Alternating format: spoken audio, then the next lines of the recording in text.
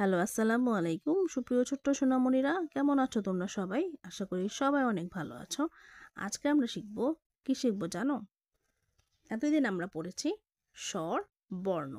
কিন্তু আমরা আজকে পড়ব স্বর, চিহ্ন, চিনে নেই। স্বর, চিহ্ন আর স্বর বর্ণ দুটো কিন্তু আলাদা। তো চলো দেখে নিই স্বর, চিহ্ন কোনগুলো।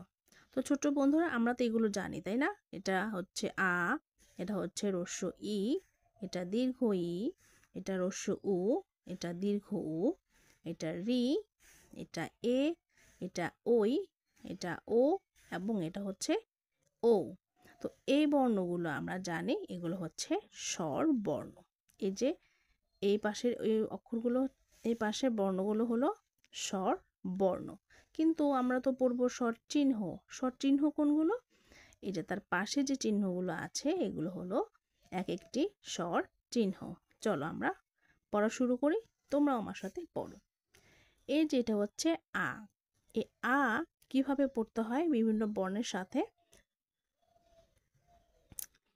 এই যে আ বর্ণটি, এটি অন্য বর্ণের সাথে কিভাবে যুক্ত হবে।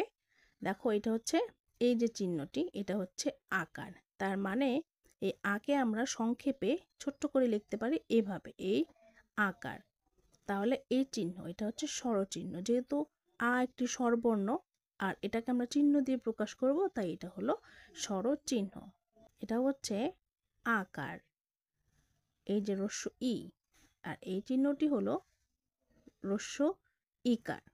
তারপরে আছে, এটা হলো দীর্ঘ ইকার। তারপর এই যে নিচে দেখতে পাচ্ছ, এটা হলো হ্রস্ব উ কার। তারপর এটা হলো দীর্ঘ উকার, রিকার। এখানে আছে এ বর্ণ, এটা হলো একার। এখানে আছে ওই, এটা হলো ওইকার। এখানে আছে ও, ওতে আছে ওকার। ও, ওতে আছে ওকার। তো শিক্ষার্থী বন্ধুরা, আমরা স্বরবর্ণগুলোকে কিভাবে প্রত্যেকটা বর্ণকে আমরা চিহ্ন হিসেবে বা কার চিহ্ন হিসেবে প্রকাশ করতে পারি, তাই দেখে দেখে বুঝতে পেরেছ? আবার দেখো, আমরা আবার দেখি।